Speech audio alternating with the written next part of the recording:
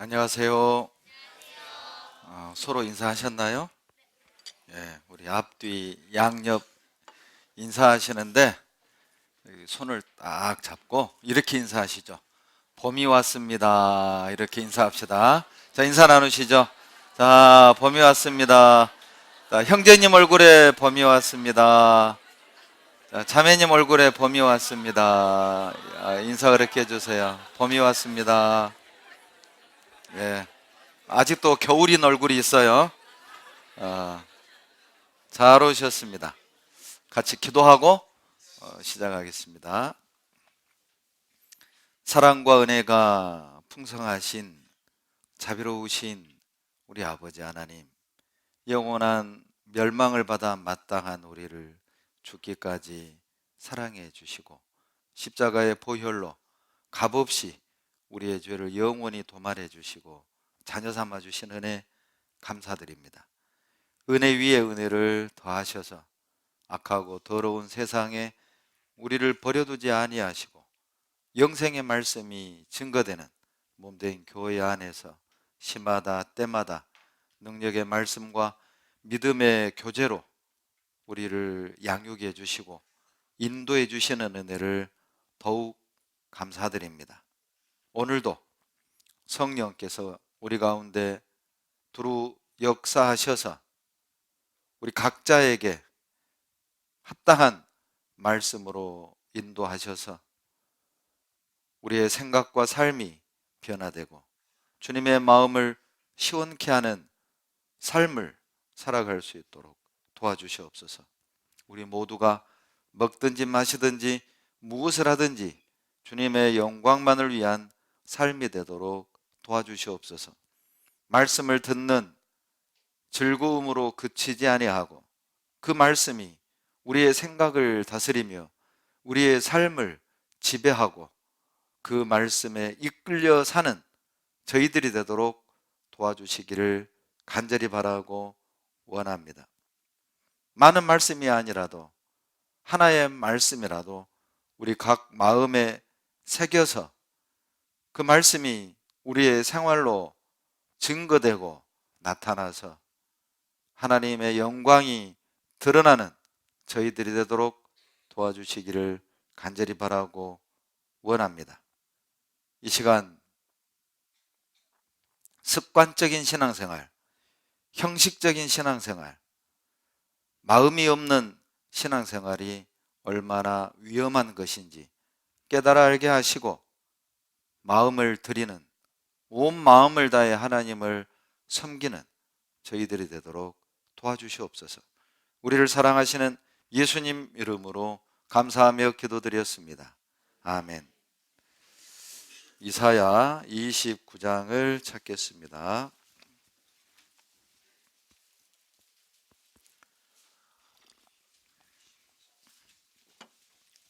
이사야 29장 13절, 구약 998페이지입니다. 이사야 29장 13절을 다 같이 읽겠습니다. 주께서 가라사대 이 백성이 입으로는 나를 가까이하며 입술로는 나를 존경하나 그 마음은 내게서 멀리 떠났나니 그들이 나를 경외함은 사람의 계명으로 가르침을 받았을 뿐이라. 이사야 29장은 이스라엘의 영적인 무지와 형식적인 신앙생활로 인해서 하나님이 이스라엘을 책망하고 그리고 이스라엘을 회복해 줄 것에 대한 예언을 말하고 있습니다. 그래서 1절부터 8절까지는 범죄한 이스라엘에 대한 징계의 목적이 심판이 아니라 구원이라는 것을 말씀하고 있고, 그리고 9절부터 16절까지는 영적인 그 무지와 그 형식적인 신앙생활, 그리고 하나님을 전적으로 의지하지 않는 이스라엘의 불신앙을 책망하는 그 내용입니다. 있습니다. 그리고 17절부터 24절까지는 그로 말미암아 이스라엘 백성이 징계를 받고 그 뒤에 유다의 어떤 영적인 변화, 그리고 하나님과의 온전한 관계의 그 회복에 대한 예언으로 이 29장은 구성되어 있습니다. 그래서 이 29장을 통해서 신앙생활에 대한 익숙함의 위험성과 그리고 말씀에 무관심한 결과가 얼마나 무서운 것인지를 이 29장을 통해 경고하고 있습니다. 1절에 보시면 이사야 29장 1절에 보시면 슬프다 아리엘이여 아리엘이여 다윗의 진친 성읍이여. 이 아리엘이 이를 써 있잖아요. 그 나나주에 보면은 예루살렘을 가리킨다고 돼 있거든요. 이 아리엘의 그 히브리 원어의 의미는 하나님의 사자, 그런 뜻이 있습니다. 이 아리엘은 예루살렘을 상징하고 있어요. 그 예루살렘을 향해서 슬픔을 표시하고 있죠. 왜 슬퍼하고 있냐면 2절에 그 이유가 나오는데, 내가 필경 너 아리엘을 괴롭게 하리니 내가 슬퍼하고 애곡하며 내게 아리엘과 같이 되리라. 2절만 읽으면 좀 이해하기가 어렵습니다. 아리엘을 괴롭게 하리니 해놓고 아리엘과 같이 되리라. 이게 좀 표현이 이상하죠. 그런데 이 아리엘은 두 가지 뜻이 여기에 내포되어 있어요. 2절 끝에 아리엘 옆에 3 써 있는데, 나나주에 보면 하나님의 제단의 면이라고 되어 있죠. 그러니까 1절 아리엘은 예루살렘을 상징하고 2절 마지막에 쓰인 아리엘은 하나님의 번제단을 의미하는 것입니다. 결론은 이 예루살렘이 때가 되면 아리엘과 같이 되리라. 그 말은 하나님의 그 번제단에 연기가 피어오르는 것처럼 이스라엘도 남유다도 예루살렘도 아수리의 어떤 침략을 받아 멸망하게 될 것을 은유적으로 경고하고 있는 내용인 거예요. 그런데 연분연 1절 보시면 연분연 이렇게 되어 있잖아요. 거기에 이스라엘이 멸망을 당하게 되는 원인을 말하고 있는데, 연분연 절기가 돌아오려니와, 우리가 잘 사용하지 않는 표현이죠. 연분연 절기가 돌아오려니와, 이걸 쉬운 번역에 보면 어떻게 번역이 되어 있냐면 연례적으로 돌아오는 절기를 지킬 것이지만 후에는 중단되리라, 이렇게 번역이 되어 있어요. 그러니까 예루살렘에는 성전이 있고 그 성전에서 하나님께 제사를 드리고 제물을 드리잖아요.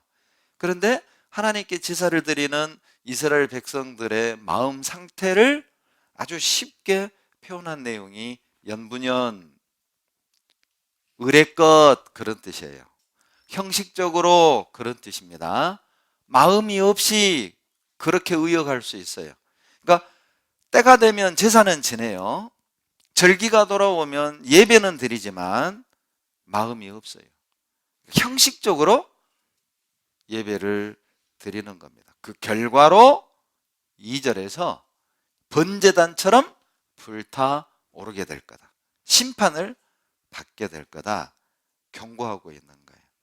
예루살렘이 공격을 받는 이유, 아수리의 공격을 받는 이유가 뭐냐? 바로 습관적인 신앙생활, 형식적인 예배가 멸망을 당하는 원인이라는 것입니다. 그래서 9절에 보면은 여러분 신앙생활에, 그리고 매일의 생활 속에 익숙함에 젖어서 살아가는 것이 얼마나 위험한 것인가를 9절에서 이렇게 설명을 하는데 9절 보세요. 같이 9절을 읽겠습니다. 너희는 놀라고 놀라라. 너희는 소경이 되고 소경이 되라. 그들의 취함이 포도주로 인함이 아니며 그들의 비틀거림이 독주로 인함이 아니라. 형식적인 신앙생활, 습관적인 어떤 예배를 드리는 이스라엘을 향해서 9절에 소경이 되고 소경이 되라. 여러분, 이렇게 일상의 익숙함에 젖어서 습관적인 신앙생활, 형식적인 신앙생활 하잖아요. 소경이 되는 거예요. 무슨 뜻이죠? 영적인 시력을 잃게 됩니다. 마음이 없는 신앙생활을 하게 되면 말씀을 읽어도 하나님의 뜻이 안 보이잖아요. 읽어서 진도는 나가지만은 마음에 와닿는 건 없어요. 이 자리에 몸은 앉아 있지만은 마음이 없는 사람들은 말씀을 듣는데 감동은 없어요. 무슨 뜻인지도 이해 못 하겠고, 수요일이니까 교회 오고 주일이니까 말씀 들으러는 오지만 마음에 자원함이 없고 간절함이 없는 형식적인 교제 생활은 우리를 소경으로 만듭니다. 귀머거리로 만드는 거예요. 말씀을 보는데 감동이 없고 삶에 영향을 주지 못하는 거죠. 변화가 없어요. 말씀은 듣지만은 그 말씀에 지배를 당하지 않는 거예요. 그리고 마치 술에 취한 사람처럼 비틀비틀. 여러분, 취객을 보면 어때요? 자기가 가야 할 길을 모르고 그냥 발길 가는 대로 그냥 흔들 가잖아요. 마치 이스라엘 백성이 포도주에 취한 사람처럼 비틀비틀 거리는데 9절 끝에 보면 술 때문에 취한 게 아니다. 술 때문에 비틀거리는 게 아니다. 독주로 인함이 아니다 라고 말하고 있어요. 술 취한 건 아닌데 습관적인 신앙생활 때문에, 형식적인 신앙생활 때문에 늘 드리는 제사, 늘 드리는 경배, 늘 드리는 봉사에 익숙해 있는 거예요. 익숙해 있으니까 경외함도 없고 간절함도 없고 그냥 습관적으로 봉사하고 습관적으로 교제하고 습관적으로 묵상하고 습관적으로 교제 나오고. 하나님이 보실 땐 마치 술 취한 사람이 비틀비틀 걷는 것처럼. 여러분, 술 취한 사람 보면 어때요? 불안하잖아요. 저거 저러다가 엎어지지? 엎어지면 어떻게 돼요? 그러니까 깎잖아요. 그러죠? 다음에 일어나면 그냥 이렇게 쫙 그냥 상처가 나 있고. 취객을 보면 그와 같다는 거예요. 어떤 신앙생활에 익숙해져서 마음이 없는 습관적인 신앙생활은 하나님이 보실 때 저거 저러다가 자빠지지, 저거 저러다가 실족하지, 저거 저러다가 형제자매하고 한번 마음 상한 일이 있으면 그걸 빌미로 에이 안 나가.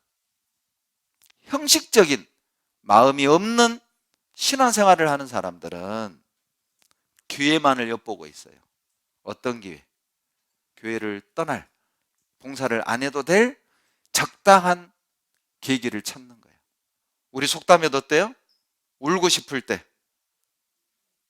누가 뺨 때려준다고. 속담에 있잖아요. 그러죠. 울고 싶었는데 누가 뺨을 탁 때려줬어. 그걸 핑계 삼아 통곡하고 우는 거예요. 잘 됐다. 하나님이 아셔요. 위험한 겁니다. 마치 술에 취해 비틀비틀 갈 바를 모르고 그냥 방황하는 취객처럼 한번 자빠지면 엄청난 어떤 그 상처를 받게 되는 그런 상황처럼, 여러분, 우리가 교제하고 봉사하고 하나님을 섬기는데 너무 이게 익숙해져서 경외심도 없고 두려움도 없고 말씀을 들을 때 떠는 것도 없고 그냥 아는 말씀. 여러분, 특히 전도집회는 어때요?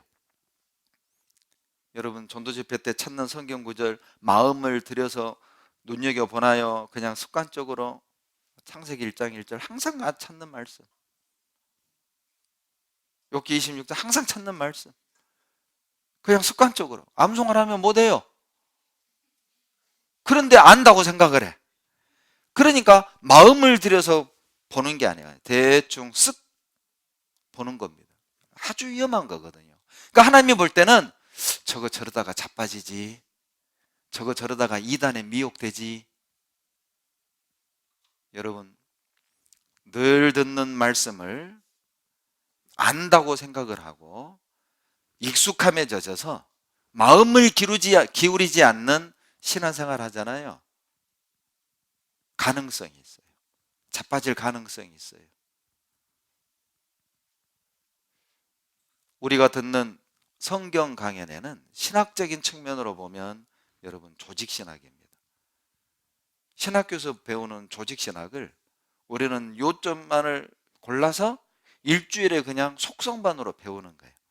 그 내용만도 마음에 딱 암송하고 외우고 있잖아요. 어떤 이단에도 빠지지 않습니다.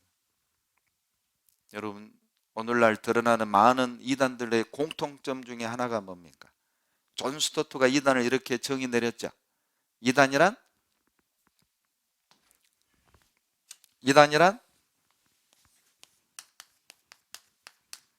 예수 플러스 something, 뭔가를 더하는 거예요. 이게 이단의 확실한 정의입니다.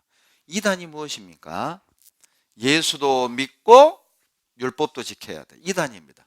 예수도 믿고 안식일 지켜야 돼. 이단입니다. 예수도 믿고 착하게 살아도 천국 가. 이단입니다. 예수도 믿고 비유를 깨달아야 돼. 이단입니다. 예수도 믿고 어머니 하나님을 깨달아야 돼. 이단입니다. 예수도 믿고 유월절을 지켜야 돼. 이단입니다. 예수도 믿고 참목자 이긴 자 요한계시록을 깨달아야 돼. 이단이라니까요. 이단입니다. 여러분, 오직 예수, 오직 예수입니다.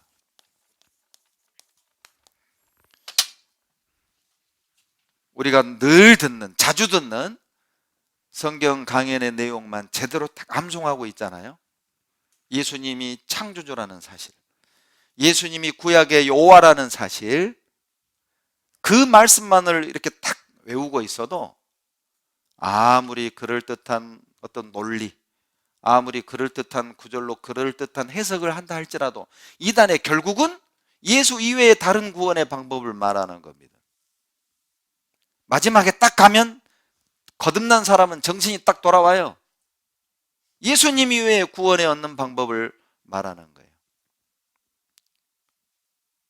그런데요, 익숙함에 젖어 있는 겁니다. 안다고 다 알고 있다고 착각하는 거예요. 그런데 암송해보라면 못해. 찾아보라면 못 찾아.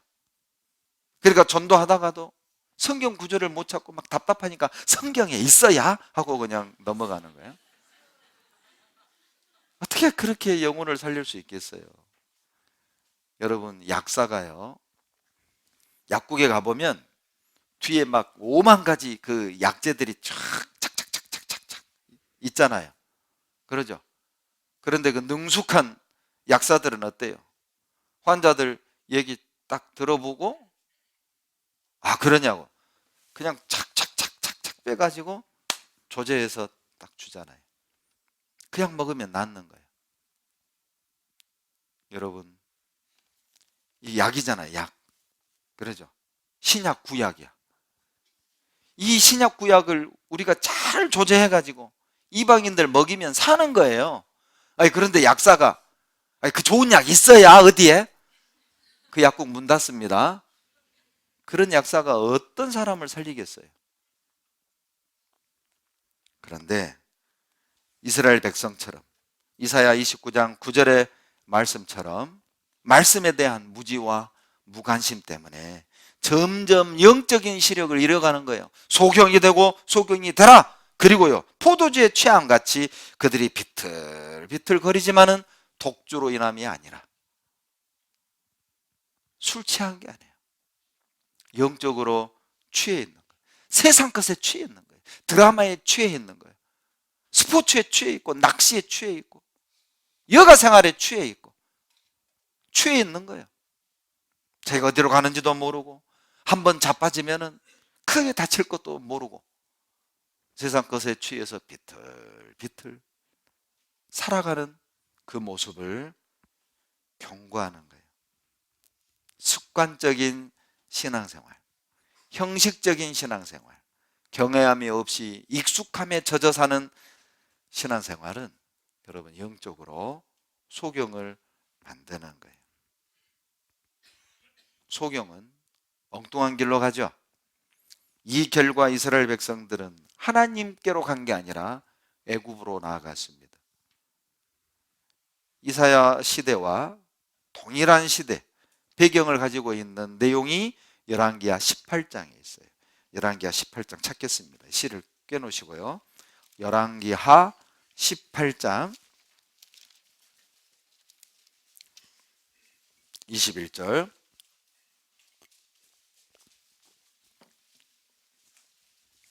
열왕기하 18장 20절로 21절 같이 읽겠습니다. 내가 싸울 만한 계교와 용력이 있다고 한다마는 이는 입에 붙은 말뿐이라. 내가 이제 누구를 의뢰하고 나를 반역하였느냐? 이제 내가 저 상한 갈대 지팡이 애굽을 의뢰하도다. 사람이 그것을 의지하면 그 손에 찔려 들어갈지라. 애굽 왕 바로 누구는 무릇 의뢰하는 자에게 이와 같으니라. 랍사게가 엘리야김 그리고 서기관 셈나를 향해 한 말이거든요. 이스라엘 백성들이요, 아수르가 침략해 올 걸 보고 전운이 감돌자 애굽을 향해 쪼르르 달려가서 빌붙은 거예요. 하나님을 의지하는 게 아니라 눈에 보이는 사람을 의지하고 자기 생각과 자기 방법으로 문제를 해결하려 했던 거예요. 놀랍게도 이방인인 랍사게 입을 열어 하나님이 책망하는데, 너가 애굽을 의뢰하는도다. 그 애굽은 너에게 가시와도 같다. 그 손에 찔려 들어가는, 오히려 너에게 고통과 아픔을 주게 될 거다. 여러분, 이것은 우리에게 어떤 교훈을 줍니까? 아무리 힘들다고 해서 하나님이 아닌 다른 것으로 문제를 해결하지 말라는 거예요. 하나님의 방법이 아닌 자기 방법으로 문제를 해결할 때 생각지 않은 고통이 따르게 될 것을 말하는 거예요. 애굽을 의지하고 애굽의 도움으로 아수르를 물리치려 했지만은 오히려 애굽이 이스라엘을 더 고통스럽게 만들었잖아요. 그와 같이 끝까지 하나님을 붙들고 의지해야 되는데 이게 하나님 안 보이잖아요. 애굽은 눈에 보이잖아요. 그러니까 저것이면은 우리 문제 해결해 주겠다. 이 방법이면은 우리 문제가 해결되겠다. 그 길로 쫓아간 거예요. 그런데 인간적인 방법은 완벽하지가 않죠. 생각지 않은 문제들이 또 생기고 또 생기고 또 생기고. 굳이 하나 예를 들자면, 이제 나이는 차들어가고 이렇게 이제 결혼 정년기는 이제 차 가는데, 이게 우리 교회를 보면은 나에게 맞는 짝이 없어요. 자매가 이제 나이는 차들어가고 우리 교회 형제들을 보면은 이건 그냥 표현하기가 곤란하게 생겼고, 이게 뭐 신앙을 봐도 애기 같고 뭐 하는 거 봐도 애기 같고 마음에도 안 들고, 이게 북부에는 내 짝이 없어. 보면은 그렇다고 뭐 서부에 있냐? 그것도 아니요. 그러니까 이제 인간적인 방법으로 해결하는 거예요. 전도해서 뭐 그건 받으면 되지 뭐. 애굽을 의지하는 것처럼 자기 방법으로, 자기 생각대로. 그런데 어때요? 세상 사람들은 참 얼마나 멋있고 또 얼마나 예뻐요. 보면 이방인들은 참 그 꾸미는데 엄청난 투자하잖아요. 그러죠. 근데 우리 그리스도인들은 그 꾸미는데 그렇게 큰 투자 안 하잖아요. 맡겨가지고 막 헌금하잖아요. 우리는 건축 헌금하고 그러죠. 막 교회학교 후원 헌금하고 그러느라고 그냥 화장품도 막 제일 싼 거 사고, 옷도 그냥 그 뭐 브랜드 그런 건 생각도 못해. 오일장에 가가지고 막 몸빼 비슷한 거, 그런 거 최대한 아끼잖아요, 우리는. 그러잖아요. 예. 그러니까 우리 형제자매들 보면은 수수한 건 있지만 화려하진 않아. 그러죠. 그러니까 착하긴 한데 매력은 그렇게 땡기는 건 없어. 착한 건 알겠어. 근데 정작 결혼할 때 보면 이 착한 것보다 눈에 보이는 걸 추구하는 경향들이 생겨요. 그러니까 확률적으로 떨어지는 거예요.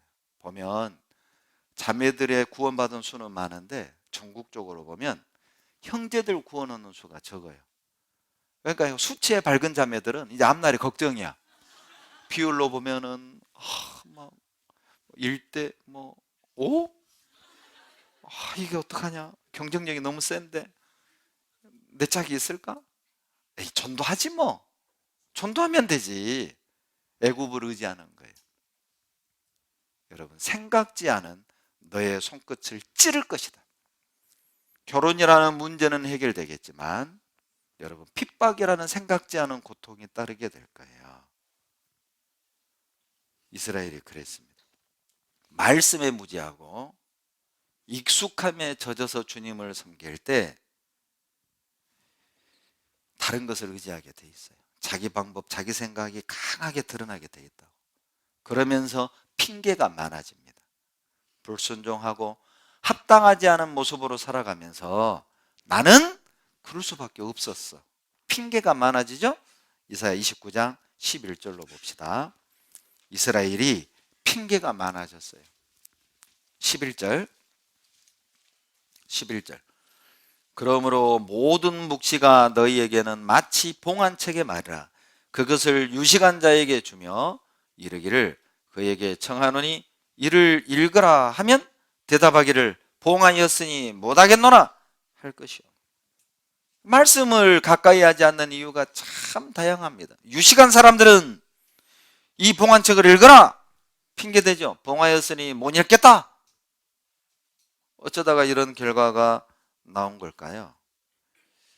유식한 사람들은 자기 지식, 자기 능력을 믿고 말씀을 멀리한 겁니다. 나 다 알아. 나 다 알아. 그러니까 봉해진 거예요. 깨닫지를 못해요. 유식한 자들은 아는 척 하는 거죠. 나 다 알아. 그러니까 말씀을 들어도 집중해서 안 듣는 거예요. 구원받은 지 오래된 사람들, 정말 바른 신앙일수록 항상 성경 강연에 임할 때 늘 처음 듣는 것처럼. 저도 그렇습니다. 89년에 구원받고 이제는 복음을 전하는 사람이 됐잖아요. 그러니까 얼마나 성경 강연의 내용에 익숙해져 있겠어요. 그러죠. 안 보고도 다 하니까 이제는. 그러나 항상 강단에서 제가 기도하는 게 있습니다. 하나님, 늘 처음처럼 외치게 도와주세요. 처음처럼. 머리에 술병 그리지 마세요. 처음처럼. 익숙해 있죠? 애굽의 문화에 늘 처음처럼. 여러분, 유식한 자들은 나 다 알아. 경륜이 오래된 사람들은 나 다 알아. 그러니까 말씀을 들을 때, 말씀을 대할 때의 태도를 보면 진중하지가 않아요. 팔짱 끼고 듣는 분들 보면 오래된 분들이 이런 습관들이 있어요. 보면 말씀 앞에서. 여러분, 새로 구원받고 오신 분들이 이러겠어요? 나이 어린 분들이 이러겠어요? 강사 앞에서? 나이도 좀 있고 신앙생활도 좀 오래 했다는 분들이요, 보면 익숙해져 있는 거예요. 위험한 겁니다. 하나님 의지하지 않고 자기 지식, 자기 능력을 믿고 말씀을 멀리한 결과 못 깨닫는 거예요. 11절 봉하였으니 못하겠노라. 봉해져 버린 거예요. 그 사람에게는. 12절 보시죠. 자, 유식한 사람은 유식한 사람대로 핑계가 있죠. 무식한 사람은 또 무식한 대로 핑계가 있어요. 같이 읽습니다. 또 무식한 자에게 주며 이르기를 그대에게 초나노니 이를 읽으라 하면 대답하기를 나는 무식하다 할 것이니라. 유식하면 유식에서 못 읽겠다 하고, 무식한 사람은 무식에서 못 읽겠다 하고, 이 다 핑계인 거예요. 저마다 핑계를 대고 말씀을 멀리 한 겁니다. 읽지 못하겠노라, 듣지 못하겠노라. 나는 회사가 바빠서 듣지 못하겠노라. 나는 가족이 와서 26일 대집회 기간에 가족 모임이 있어서 친척이 와서 나는 참석 못하겠노라, 듣지 못하겠노라. 나름 다 이유가 있고 핑계가 있어요. 그 결과 말씀은 봉해집니다. 무식한 사람은 무식에서 봉해지고, 유식한 사람은 유식에서 봉해지고. 봉해진다는 말은 읽어도 안 깨달아지고 들어도 안 깨달아져요. 왜? 안다고 생각하고 대충 쓱 지나가고 쓱 듣고 쓱 읽거든요. 정작 무슨 뜻이냐고 질문을 받으면 느낌은 있는데 설명을 못 하는 거예요. 왜? 집중해서 안 들었어요. 집중해서 안 봤어요. 그러니까 질문을 받으면 대답을 못 하는 거예요. 여러분, 핑계는 말씀으로부터 멀어지게 만듭니다. 누가복음 14장을 한번 보시죠. 누가복음 14장에 보면 핑계의 결과가 얼마나 무서운 것인지가 나와요. 누가복음 14장 16절로 17절. 이르시되 어떤 사람이 큰 잔치를 배설하고 많은 사람을 청하였더니 잔치할 시간에 그 청하였던 자들에게 종을 보내어 가로되 오소서, 모든 것이 준비되었나이다. 큰 잔치를 배설하고 그 잔치에 모든 것이 다 준비됐어요. 오소서, 마음껏 드십시오. 그런데 18절 보세요. 다 사양했습니다. 다 일치하게 사양했어요. 여러분, 이 특별 집회가 잔치잖아요. 그러죠? 말씀의 잔치가 딱 준비됐잖아요. 오소서, 모든 것이 준비되었나이다. 그런데 안 와. 그 사양해. 거절해. 피곤해서, 바빠서, 이래서 저래서, 추워서, 바람 불어서, 비가 와서, 날씨가 따뜻해서 못 온대. 핑계 보면은요, 별의별게 핑계거리가 되는 거예요. 여러분, 구역 모임이 잔치잖아요. 거기에 주님이 예비해 놓은 은혜가 있잖아요. 우리 청년회가 잔치죠? 수요 말씀, 주일 말씀이 잔치잖아요. 여러분, 동계수련회 또 교회 안에 있는 각종 봉사가 여러분 잔치잖아요. 그 안에 들어가면 얻는 게 참 많죠? 나름의 예비해 놓은 것들이 참 많아요. 그런데 사양하는 거예요. 사양하는 이유를 보세요. 18절에 보면 다 일치하게 사양하여 하나는 가로되 나는 밭을 샀음에 풀값을 나가보야 하겠으니 청컨대 나를 용서하도록 하라 하고, 또 하나는 가로되 나는 소 5개를 샀음에 시험하러 가니 청컨대 나를 용서하도록 하라 하고, 또 하나는 가로되 나는 장가 들었으니 그러므로 가지 못하겠노라 하는지라.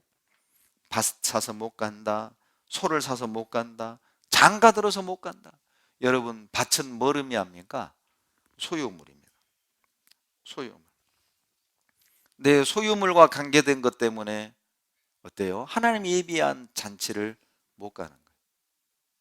그리고요, 나는 소 5개를 샀음에 못 간다.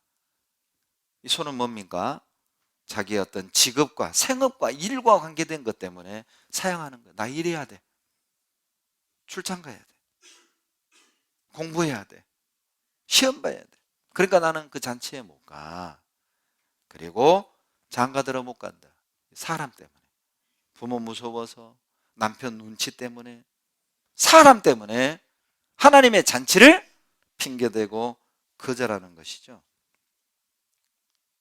그 결과가 무엇인가 보세요. 24절. 핑계대고 거절한 결과. 24절 같이 읽습니다.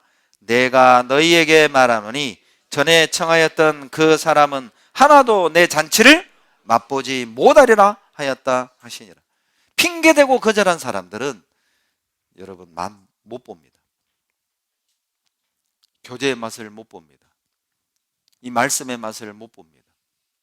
은혜의 맛을 볼 수 없다니까요. 핑계대는 사람은 은혜로부터 멀어지는 거예요. 핑계대는 원인을 보면 소유물과 관계된 것, 일과 관계된 것, 그리고 사람과 관계된 것. 하나님의 잔치를 경험할 수 없어요. 그런데 누가 대신 왔느냐? 정작 초대받은 사람들은 거절했고 누가 와서 채웠느냐? 21절 보세요. 종이 돌아와 주인에게 그대로 구하니 이에 집 주인이 노하여 그 종에게 이르되 빨리 시내의 거리와 골목으로 나가서 가난한 자들과 병신들과 소경들과 저는 자들을 데려오라 하니라. 종이 가로되 주인이여 명하신 대로 하였으되 오히려 자리가 있나이다. 주인이 종에게 이르되 길과 산울가로 나가서 사람들을 강권하여 데려다가 내 집을 채우라. 처음 청하였던 자들은 유대인들입니다. 원의미를 보면 유대인들이 예수님을 거부했잖아요. 그런데 유대인들 중에 병신, 소경, 전원자들, 가난한 자들은 예수님 믿었죠. 그런데도 채워지지 않으니까 산울가, 성박, 예루살렘 성박, 이방인들이잖아요. 이방인에게 복음이 전해진 것입니다. 내 집을 채우라. 이 가난한 자들, 병신들, 소경들, 전원자들, 여러분 옛날에는요 장애인은 거의 다 거지들이었어요. 거지들, 가난한 사람들이었어요. 이 사람들은 뭐예요? 21절에 나오는 이 사람들은요 밭 살 돈 없는 사람이잖아요. 소 살 돈 없는 사람들이죠. 장가갈 능력 없는 사람들이잖아요. 그러니까 이 사람들은 핑계댈 게 있어요, 없어요? 없어요. 남는 게 뭐예요? 시간이야. 남는 게 시간. 또 먹을 거 준대. 얼마나 좋아요. 가자. 여러분, 그래서 가난한 자에게 복이 있다는 것입니다. 여러분, 때로는요 없는 것이 복일 수 있어요. 주님의 초대를 거절할 이유가 없잖아요. 가난한 자들이 말씀 앞에 나오는 거예요. 심령이 가난한 사람들, 의에 줄이고 목마른 사람들, 그 사람들을 채워주셔요. 하나님. 이사야 29장 19절에 그래서 주님 이렇게 얘기했죠. 이사야 29장 19절 봅시다.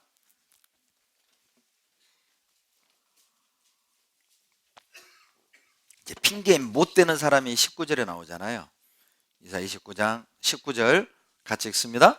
겸손한 자가 여호와를 인하여 기쁨이 더하겠고 사람 중 빈핍한 자가 이스라엘의 거룩하신 자를 인하여 즐거워하리니. 유식한 사람은 유식에서 핑계대고 무식한 사람은 무식에서 핑계대고 밭 샀다고 핑계대고 소 샀다고 핑계대고 장가 갔다고 핑계대고 다 거절했잖아요. 그런데 빈핍한 자들, 마음이 가난한 자들, 그들은요 주님의 초대를 받아들이는 겁니다. 핑계댈 것이 없잖아요. 이 19절을 쉬운 번역에 보면 이렇게 돼 있습니다. 이 겸손한 자가 천한 자라고 돼 있어요. 어떻게 번역이 돼 있냐면 천한 사람들이 주님 안에서 더없이 기뻐하며 사람들 가운데 가난한 사람들이 이스라엘의 거룩하신 분 안에서 즐거워할 것입니다. 다른 쉬운 번역에 이렇게 번역되어 있습니다. 천한 사람들, 가난한 사람들이 기뻐하고 즐거워할 거예요. 천하고 가난한 사람들은 교만할 리가 없잖아요. 그리고 그들은 의지할 분이 하나님밖에 없잖아요. 여러분, 가난하다는 의미, 천하다는 의미가 뭘 의미한 줄 아세요? 의지할 분이 하나님밖에 없는 사람들이에요. 나름 유식하다는 사람들, 배웠다는 사람들, 가진 것 좀 있다는 사람들, 뭐 좀 안다는 사람들 애구부지했잖아요. 애굽으로 쪼르르 달려가서 도와주세요. 그런데 그 애굽에게 또 고통받았잖아요. 자기 방법과 자기 지식으로 문제를 해결하는 사람들. 그러나 천하고 가난한 사람들은요, 의지할 게 하나님밖에 없어요. 그러니까 즐거워하고 기뻐하는 거예요. 하나님만이 나의 소망인 사람들. 그 사람들은 즐거워하고 기뻐할 수밖에 없습니다. 그래서 마태복음 5장 3절에 가난한 자는, 심령이 가난한 자는 복이 있나니 천국이 저희 것이며. 여러분, 마음이 가난해야 됩니다. 마태복음 5장 6절에 그 가난의 의미가 나와 있죠. 의에 줄이고 목마른 사람, 의에 줄이고 목말라 있는 사람, 주님을 더 잘 섬기고 싶은데 이 마음이 가난한 거잖아요. 주님을 더 기쁘시게 하고 싶은데 이게 또 마음이 가난한 거잖아요. 의에 줄인 거잖아요. 그 사람들은 기뻐할 거예요. 즐거워할 거예요.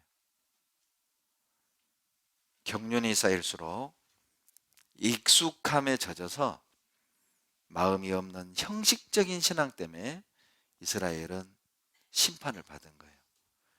29장 13절 보시죠. 마태복음 29장, 이사야 29장 13절 같이 읽겠습니다. 주께서 가라사대 이 백성이 입술로는 나를 가까이하며 입술로는 나를 존경하나 그 마음은 내게서 멀리 떠나나니 그들이 나를 경외함은 사람의 계명으로 가르침을 받았을 뿐이라. 입으로는 하나님을 가까이 하지만은 마음은 천리말리 멀었어요. 이것을 어떻게 번역했냐면, 이 백성이 그 입으로는 나를 존경하고 한다고 말하지만 그 마음은 내게서 멀리 떨어져 있습니다. 그들이 나를 경배한다고 하지만 그것은 사람들이 해오던 대로 형식적으로 하는 것일 뿐입니다. 쉬운 번역에 이렇게 되어 있습니다. 마음은 입술로는 나를 가까이 하지만 마음은 내게서 멀도다. 이것을 사람들이 해오던 대로 형식적으로 하는 것일 뿐입니다. 마음이 없는 거예요. 그냥 습관처럼, 형식처럼 익숙해져 있거든요. 이제 제사를 드리는 것도 이게 익숙해져 있어요. 그러니까 경각심도 없고 경외심도 없고. 왜? 너무 능숙하니까. 그냥 착착착 제사도 그냥 지는데 어려움이 없어요. 형식적으로. 마음이 점점 간절함이 없어지는 거예요. 그것이 이스라엘이 멸망한 이유 중에 하나입니다. 주님은 아셔요. 간증은 잘하는데 마음이 멀리 있는 걸 아셔요. 몸은 여기 와 있는데 마음은 멀리 있는 걸 안다니까요. 여러분, 마음이 없는 신앙은 티가 납니다. 마음이 없는 형식적인 신앙은 대하는 태도를 보면 여러분 티가 나요. 신앙생활 절대 즐겁지 않아요. 마음이 없는 사람들은. 의무감이죠. 봉사할 때도 의무감을 해요. 감사하는 마음이 없습니다. 항상 부정적인 것만 보이죠. 자원하는 마음이 없어요. 남을 의식하고 남과 비교해서 무거운 마음이 늘 속에 있어요. 하나님은 알아요. 입술로는 가까이 하는데 마음은 멀어요. 익숙해지면, 신앙생활에 익숙해지면 여러분 상대적으로 간절함과 경외함이 없어집니다. 말씀을 듣는 태도를 보면 알아요. 성경 강연회 때 아는 말씀 나오면 다른 노트 뒤적거립니다. 아는 내용 나오면 스마트폰 만지작거립니다. 여러분 다 보입니다. 강대상 딱 서잖아요. 여러분 카카오톡 검색하는 거 다 보인다니까요. 문자 날리는 것도 보여요. 참 이런 신기를 가지고 있는 분이 있어요. 어떤 분이냐면 안 하는 척 앞을 보면서 문자를 날리더라니까. 대단하죠? 집중을 못하는 거예요. 이 말씀에 익숙해져 있으면, 신앙생활에 익숙해져 있으면 집중을 못해요. 잠언 4장 4절을 봅시다. 잠언 4장 4절.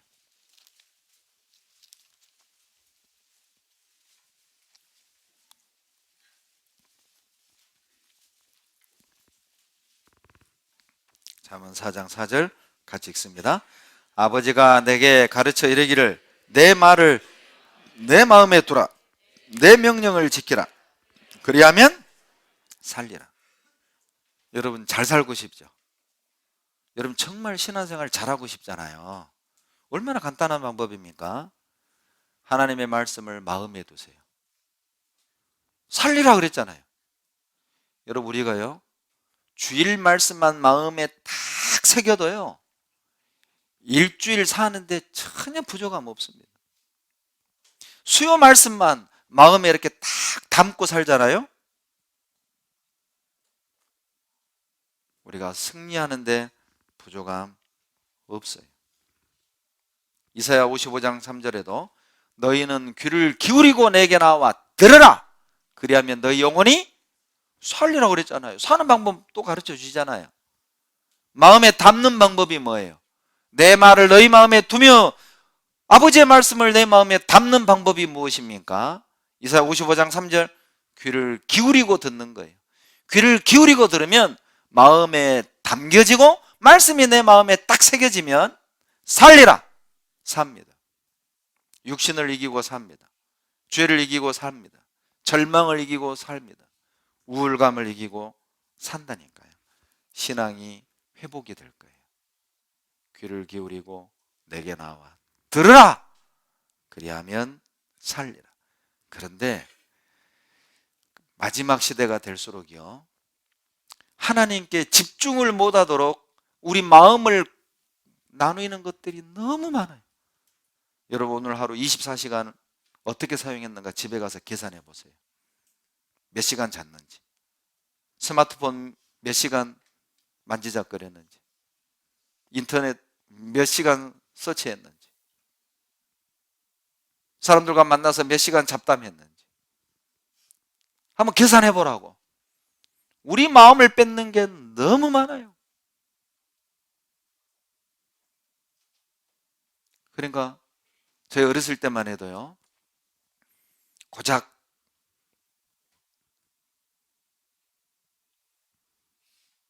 놀이문화가 뭐냐면, 돈 있는 애들은 오락실 가서 갤럭시 이렇게 막 이렇게 하는 게 있어요. 이게 손 방향이 달라야 돼요. 근데 이게 안 되는 애들은 이렇게 하고 있어요. 이렇게 하면 안 되거든요. 이렇게. 근데 저도 이게 잘 안 돼요. 그러니까 이제 막 50원 넣고 갤럭시, 그리고 이제 재밌는 TV 프로라 해봐야 뭐 수사반장. 항상 토요일마다 되면 수사반장을 기다려요. 최불암 씨가 수사반장이었잖아요. 네. 그런 것들.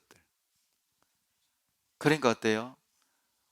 아무리 놀아도 책을 볼 시간은 남아. 아무리 놀아도 숙제할 시간은 있고 책 볼 시간은 있었어요, 저희들은. 그러니까 책 보고 또 숙제하고 잤잖아요. 근데 지금은요, 하루 종일 놀아도 시간이 부족해. 얼마나 어플 많습니까? 게임이 얼마나 많습니까? 볼거리가 얼마나 많습니까? 들을 거리가 얼마나 많습니까? 유튜브에 저장되는 얼마나 많은 영상들이 있습니까? 여러분 대충요, 이것저것 클릭 하다 보면 2시간 금방 갑니다. 몇 분 안 된 것 같은데 2시간이요. 우리 마음을 뺏는 것들이 얼마나 많아요. 그러니까 그리스도인들이 이 성경책에 집중을 못하는 거예요. 안 읽을 수는 없고 그냥 한 장 읽었다 치고 이제 딴 데 이제 읽었다 치고 집중을 못하는 거예요. 갈수록요, 말씀 시간에도 집중을 잘 못합니다. 말씀 시간에도 괜히 막 왔다 갔다 하는 사람도 많고요. 그리고 이게 이제 좀 말씀이 좀 평이하다 싶으면, 어떤 특별한 내용이 아니라 그냥 평이한 내용이다 싶으면 이제 스마트폰 꺼내는 거예요. 다 검색해. 김정은이하고 트럼프가 언제 만나나, 네? 핵폐기는 되나 안 되나. 참 우리가 좀 세계 평화에 관심이 많잖아요. 그렇게 집중을 못하는 거예요. 갈수록 마음을 뺏는 것들이 많습니다. 마음에 못 담는 거예요, 말씀을. 그러니까 말씀은 많은데 내 것은 없어요. 내 것은 없어. 그 말씀이 나를 영향을 주지 못하는 거예요. 집중을 못하니까. 온 마음을 다하지 못하니까. 말라기 2장 13절 보시죠. 여러분, 항상 말씀 시간에는 무조건 핸드폰 끄셔야 됩니다. 무조건 끄세요. 구역 모임 시간, 청년의 시간, 봉사의 어머니의 시간, 무조건 핸드폰 꺼야 돼요. 진동하지 마세요. 여러분, 교제하다가 반드시 스마트폰 열어본 적 있죠? 그런 경험 있으시죠? 말씀 시간에 스마트폰 열어본 경험 있으시죠? 평균 몇 번 열어봐요? 넘어갑시다. 말라기 2장 13절. 이제 끄셔야 됩니다. 집중하셔야 돼요, 말씀에. 하나님을 경배하는 데 집중하셔야 돼요.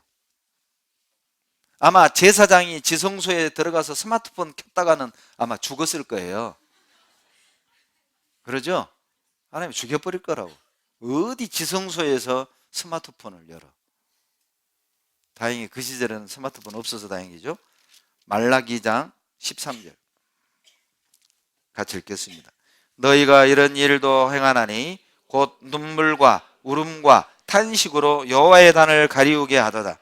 그러므로 여호와께서 다시는 너희의 헌물을 돌아보지도 아니하시며 그것을 너희 손에서 기꺼이 받지도 아니하시거늘.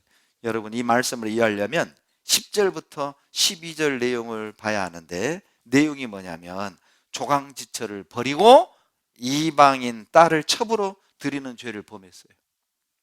이스라엘 백성들이 자기 조강지처를 버리고 이방 여자를 첩으로 드리는 죄를 범하고도 13절에서 하나님께 예물을 드리러 온 거예요. 죄를 지어놓고도 아무렇지도 않게 예배 드리러 온 거예요. 회개도 없고 부끄러운 것도 없고 하나님 앞에 두려운 것도 없고, 그런 죄를 지어놓고도요, 떳떳하고 당당하게 아무렇지도 않게 하나님께 제물을 드리러 온 겁니다. 하나님이 받지 않겠다는 거예요. 다 하십니다. 마음이 없는 형식적인 신앙생활을 하고 있는 거예요. 그것에 이스라엘 백성들이 너무도 익숙해 있는 겁니다. 아마 처음에는요, 이방 결혼을 하고 성전에 제사 들어갈 때 막 몰라요. 덜덜덜 떨었을지도 몰라요. 그런데 한 번 가고 두 번 가고 세 번 가면서요, 익숙해진 거죠. 익숙해지니까 이제는 두려운 것도 없고 떠는 것도 없고 미안한 것도 없고 아무렇지도 않게 당당하게 제단에 제물을 드렸어요. 하나님이 받지 않겠다. 여러분, 마음이 없는 신앙은요, 하나님의 마당만 밟고 돌아가는 거예요. 여러분, 마당이 있고 성소가 있고 지성소에 있었잖아요. 지성소에 하나님이 임재하셨죠. 그런데 마당만 밟고 가니까 지성소를 못 들어가는 거죠. 즉 하나님과 깊은 교제를 못 하는 거예요. 교회는 나오지만 하나님과 교제가 안 되는 사람들, 주일날 수요일날 와서 말씀은 듣는데 하나님이 내 기도를 안 들어주시는 것 같아. 하나님이 참 멀리 계신 것처럼 느껴질 때 있잖아요. 마당만 밟고 있는 거예요. 봉사를 하면서도 주님 이걸 받으실까? 의문이죠. 마당만 밟고 가는 거라. 지성소 깊이 들어가서 하나님의 임재를 느끼고 하나님의 은혜를 경험하는 것이 옳은데, 그냥 예배 드리고 제물 드리고 찬양하고 돌아가고 오늘 예배 드렸다. 그걸로 위로 삼는 거예요. 그러면서도 나는 신앙생활 잘하고 있어. 지성소에 들어가 보지 못했는데, 주님의 음성을 듣지도 못했는데, 주님의 임재를 느끼지도 못했는데 그냥 위로하는 거예요. 오늘 말씀 들었다? 오늘 교제 나갔다? 오늘 봉사했다? 지성소 들어가 보셨어요? 주님이 내게 하시는 말씀을 들으셨습니까? 그분이 나와 함께 하심을 여러분 느끼십니까? 제사는 드리는데 순종을 안 해요. 호세아 7장 8절 보시죠. 호세아 7장 8절입니다.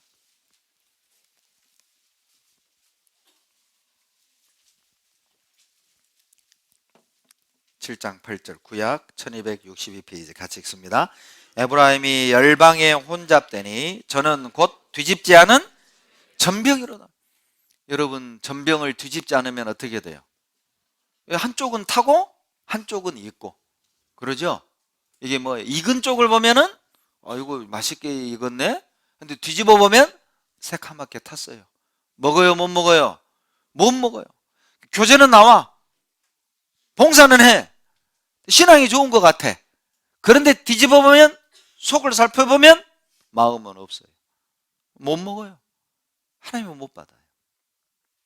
지식은 있는데 열정이 없는, 아는 것은 있는데 순종은 하지 않는, 아는 말은 잘 하는데 교회의 질서에 복종하지 않는, 뒤집지 않은 전병, 형식적인 신앙인 겁니다. 한쪽은 익었지만은 한쪽은 익지 않은, 먹을 수 없는 전병처럼 잘하고 있는 것 같지만 내면에 들어가 보면 진실됨이 없는 거예요. 간절함이 없는 거예요. 그것을 달궈진 화덕이라고 그랬어요. 4절 보세요. 호세아 7장 4절 같이 읽습니다. 저희는 다 간음하는 자라 빵 만드는 자에게 달궈진 화덕과 같도다. 저가 반죽을 뭉침으로 발교되기까지만 불 일으키기를 그칠 뿐이니라. 죄를 짓는 이스라엘의 상태를, 형식적인 신앙에 빠져 있는 이스라엘의 상태를 달궈진 화덕. 여러분, 화덕이요 빨갛게 달궈져 있어요. 달궈진 화덕은 어때요? 반죽한 이제 밀가루만 쫙 넣으면 언제든지 빵을 구워낼 수 있도록 준비되어 있는 화덕처럼, 지금은 교제 안에 있고 말씀 안에 있는 것처럼 보여지지만 마음이 없는 형식적인 신앙은 달궈진 화덕처럼 때가 되면 언젠가는 즉시로 죄를 범할 수 있는 위태로운 상태라는 거예요. 그것을 달궈진 화덕이라고 하는 거예요. 형식적인 신앙. 그런 신앙에 익숙해져 있는 사람들, 하나님이 볼 때는요, 상황만 주어지면 죄 지을 사람이에요. 문제만 터지면 떠날 사람이에요. 등 돌릴 사람이에요. 봉사 안 할 사람이에요. 왜? 마음이 없는데? 습관처럼 다람쥐 쳇바퀴 돌듯 그런 신앙생활을 하고 있다면 여러분, 달궈진 화덕과 같은 거예요. 하나님은 너 핵심에서 벗어났다. 그것을 굽어진 화살이라고 그랬어요. 7장 16절 봅시다. 7장 16절, 호세아 7장 16절 같이 읽습니다. 저희가 돌아오나 높으신 자에게로 돌아오지 아니하니 속이는 활과 같으며 그 방백들은 그 혀의 거친 말로 인하여 칼에 엎드러지리니 이것이 애굽 땅에서 조롱거리가 되리라. 화살이 날아온단 말이죠. 화살이 날아오는데 정확히 관역을 맞춰야 되는데 관역에서 벗어나요. 돌아오기는 하는 것 같은데 하나님께로는 안 와. 엉뚱한 데로 가. 왜 그래요? 속이는 화살이다. 속이는 화살이 무슨 뜻이에요? 활이 굽어 있는 거예요. 활이 굽어 있으니까 굽어진 화살로 활을 딱 쏘면은 관역으로 안 날아가고 엉뚱한 데로 픽픽 날아가는 거예요. 엉뚱한 데로. 핵심에서 벗어나 있는 거예요. 무엇이 중요한지도 모르고 어떻게 살아야 되는지도 모르고 하나님이 뭘 원하는지도 모르고 하나님이 뭘 기뻐하는지도 모르고 지금 내가 뭐가 문제인지도 모르고 굽어진 화살이야. 속이는 화살이야. 말씀이 자기를 속박한다고 생각하는 거예요. 그런 사람들은. 형식적인 신앙생활하는 사람들, 익숙함에 젖어 있는 사람들, 마음이 없는 신앙생활하는 사람들은 말씀을 들을 때 항상 부담감을 느낍니다. 저런 설교는 좀 안 했으면 좋겠다. 우리 목사님 설교는 좀 너무 세. 좀 부드럽게, 좀 웃으면서 이렇게 참 듣기 편하게 좀 하면 얼마나 좋아. 근데 우리 목사님 항상 인상 쓰면서 화난 얼굴로 항상 때리는 설교. 무섭고 부담스러워. 그렇게 느끼는 거예요. 호세아서 이렇게 나와요. 8장 12절로 13절 보시죠. 12절 13절 같이 읽습니다. 내가 저를 위하여 내 율법을 만 가지로 기록하였으나 저희가 관계없는 것으로 여기도다. 내게 드리는 제물로 말할지라도 저희가 고기로 제사를 드리고 먹거니와 여호와는 그것을 기뻐하지 아니하고 이제 저희의 죄악을 기억하여 그 죄를 벌하리니 저희가 애굽으로 다시 가리라. 하나님이 많은 말씀을 주셨지만은 12절에 만 가지로 주셨다는 것은 많은 말씀을 주셨다 그 말이에요. 그런데 관계 없는 것으로 여기는 거예요. 무슨 뜻이죠? 하나님의 말씀을 귀찮게 생각하는 거예요. 아이고, 또 저런 설교한다. 또 저런 말씀 하신다. 관계 없는 것으로 생각하는 거예요. 불편하게 생각하는 거예요. 말씀이 우리를 속박한다고 생각하는 거예요. 그러니까 13절에 제사를 왜 드리러 오느냐? 이 순수한 목적이 아닌 거예요. 고기 먹으러. 13절 그렇게 돼 있잖아요. 고기로 제사를 드리고 뭐예요? 먹거니와. 하나님을 기쁘시게 하는 게 목적이 아니에요. 그러죠? 자기 욕심을 채우는 수단으로 신앙생활을 해요. 자기 목적을 이루기 위한 방편으로 신앙생활을 해요. 아예 안 할 수는 없고 구원받은 사람이니까. 여러분 어때요? 이방인과 교제를 해요. 결혼하고 싶은 거예요. 그 영혼이 불쌍해서 전도하는 게 아니라 결혼하려고 전도해. 결혼하려고 전도하는 거예요. 하나님이 아셔요. 하나님의 말씀을요, 관계없는 것으로 여기는 거예요. 그 사람은. 이스라엘이 그렇게 변해버렸어요. 어쩌다가. 하나님을 섬기는 그 삶에 익숙해졌어요. 하나님께 드리는 예배와 제사에 익숙해져 있었어요. 두려워하는 것도 없고 경외하는 것도 없고 마음도 없고. 여러분 이사야 29장 13절을 신약에서 인용한 구절이 있죠. 이사야 29장 13절 주께서 가라사대 이 백성이 입으로는 나를 가까이하며 입술로는 나를 존경하나 그 마음은 내게서 멀리 떠났나니. 이 구절 어디에서 인용했죠? 마태복음 15장입니다. 마태복음 15장 8절 9절에서 이사야 29장 13절을 인용했어요. 이 백성 입술로는 나를 존경하되 마음은 내게서 멀도다. 사람의 계명으로 교훈을 삼아 가르치니 나를 헛되이 경배하는도다. 여러분 마음이 없는 형식적인 신앙생활은 헛된 경배예요. 아무 의미 없어요. 무가치예요. 하나님과 관계 없는 것입니다. 주님과 관계 없다니까요. 그런데 더 무서운 게 뭐냐? 마음이 없는 형식적인 신앙생활을 하면서도 문제의식이 없는 겁니다. 난 잘하고 있어. 난 잘하고 있어.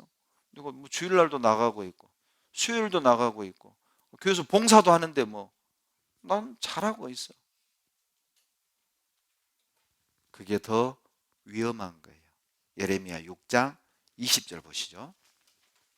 예레미야 6장 20절입니다.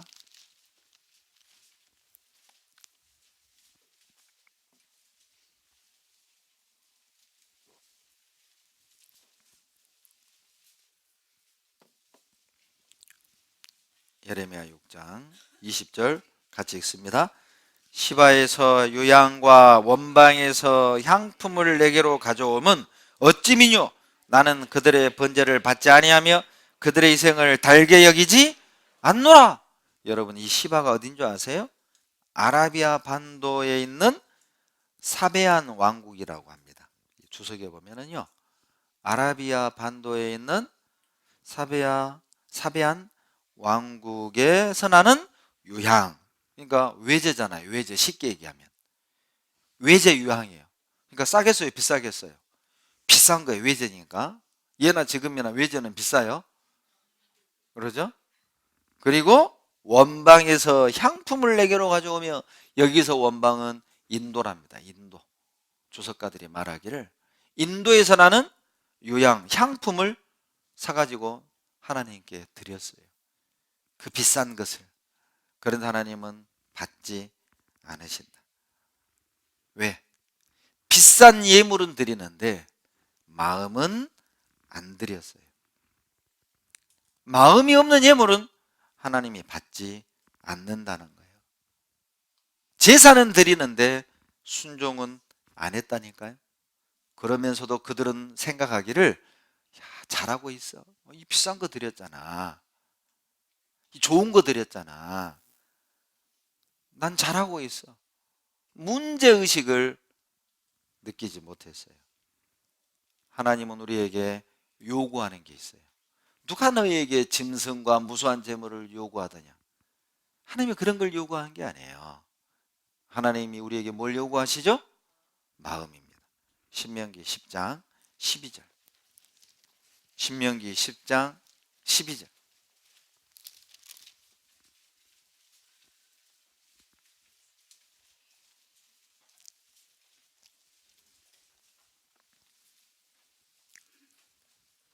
(10장 12절) 같이 읽습니다.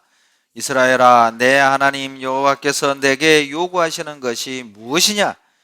곧 내 하나님 여호와를 경외하여 그 모든 도를 행하고 그를 사랑하며 마음을 다하고 성품을 다하여 내 하나님 여호와를 섬기고. 예, 하나님이 요구하는 게 뭐냐면 재물이 아니에요. 마음입니다. 마음을 원하셔요. 왜 하나님 우리에게 마음을 원하실까요? 이유가 13절에 나오죠. 내 행복을 위하여. 여러분, 우리가 마음을 다하여 주님을 섬기잖아요. 그때만큼 행복하는 때가 없잖아요. 그러죠? 우리가 진심으로 하나님을 경배하고 찬양하고 섬길 때 정말 우리 마음에서 행복이 올라오죠. 마음을 다하지 않는다면 그건 하나님이 받으심직한 제사가 아닌 거예요. 여러분, 남편이 아내를 사랑할 때 이런 고백을 한다면, 여보, 나는 당신을 99% 사랑하고 1%는 옆집 순이 엄마 사랑해. 여러분, 어떤 부인이 여보 고마워요, 세상에 저보고 99%나 써주시네요. 그 아주머니는 정상이 아니에요. 빨리 병원 가셔야 돼요. 여러분, 사랑은 독점입니다. 당신만 사랑해. 이게 사랑이에요. 그게 사랑이라고. 여러분, 99%는 하나님을 사랑하고 1%는 다른 것을 사랑한다? 여러분, 하나님은 우리 마음속에서 하나님의 라이벌을 허락하지 않아요. 사랑의 라이벌을 하나님은 허락하지 않으십니다. 오직 하나님만. 그것이 사랑이잖아요. 하나님도 사랑한다면 그건 사랑이 아닌 거예요. 요한복음 5장 40절로 42절에 너희가 영생을 얻기 위하여 내게 오기를 원하지 아니하노라. 나는 사람에게 영광을 취하지 아니하노라. 다만 하나님을 사랑하는 것이 너희 속에 없음을 내가 알았노라. 여러분, 왜 하나님께 안 나옵니까? 하나님을 사랑하는 것이 없어요. 마음이 없으면 주님께 나오지 못합니다. 뭐 교회당 위치가 뭐 외져 있고 멀어서 저는 못 가요. 말은 그렇게 하지만 거리가 멀어서 못 온 게 아니에요. 마음이 없는 거예요. 저는 직장이 늦게 끝나서 특별 집회 못 가요. 일 때문에 못 온 게 아니에요. 마음이 없는 겁니다. 여러분, 퇴근하고라도 5분이라도 와서 말씀을 들어요. 5분이라도. 저도 대학 다닐 때 그때 이제 형제들이요, 한참 유행인 게 뭐였냐면 오토바이였습니다. 오토바이.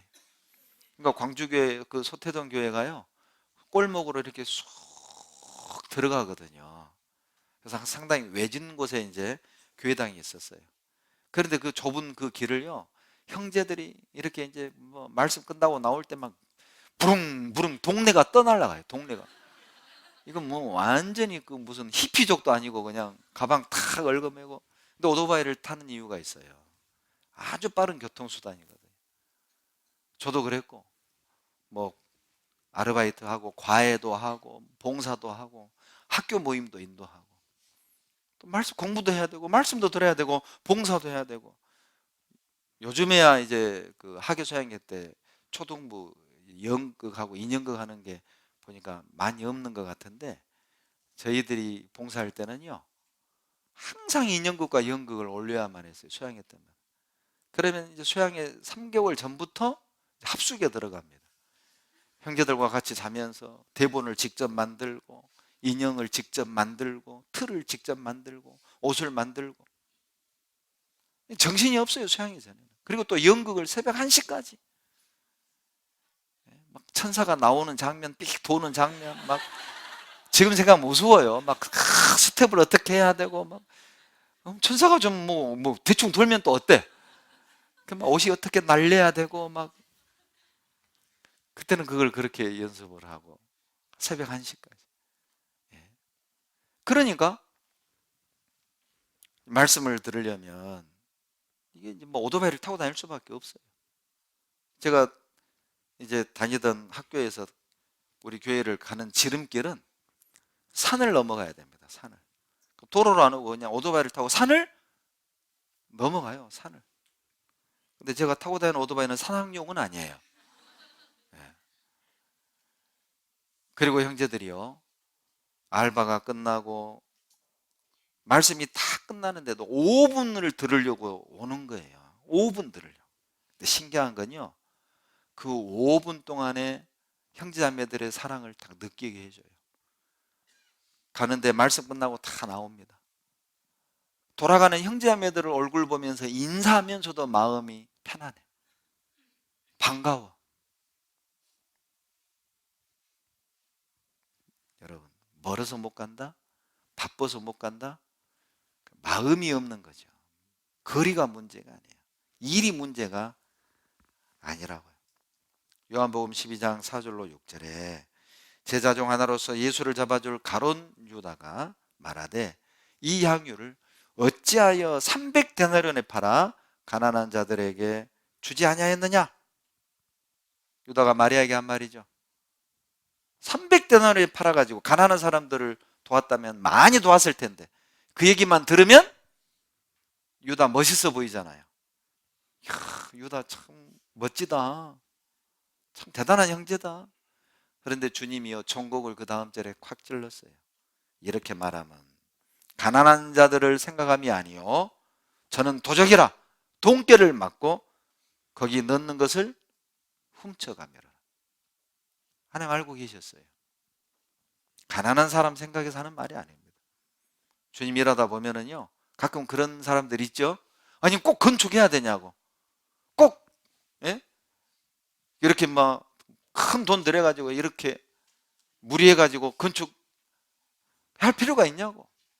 그럴 돈 가난한 형제자매들 어려운 사람들 나눠주면서 전도하면 얼마나 좋냐고. 멋있어 보이죠? 그럴듯해 들리죠? 모르긴 몰라도 정말 희생하기 싫어하는 마음도 있을 거라.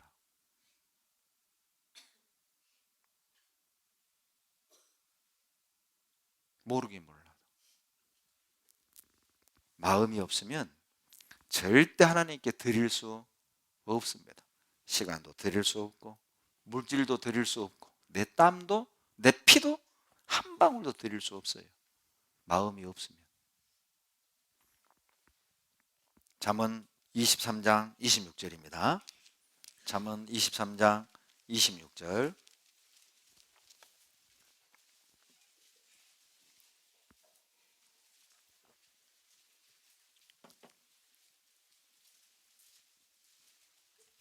잠언 23장 26절 같이 읽겠습니다.